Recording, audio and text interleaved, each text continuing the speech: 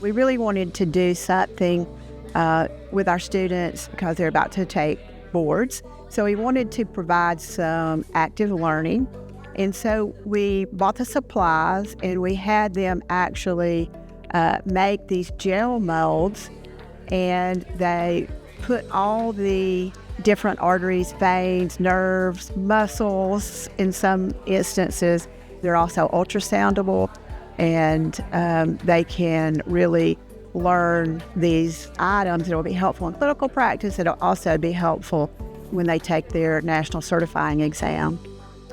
They were able to engage in not just the one that they were assigned to, because we did do 5 different anatomical regions.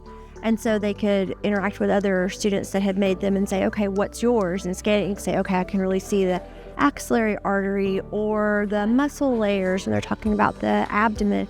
And so that follow-up element where they scan and get to utilize it as well, I think is really important too.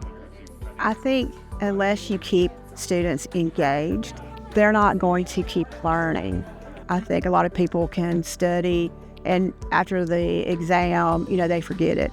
I think with active learning in this meaningful project, they're able to remember it, and it will help patients, for the rest of their career as a CRNA.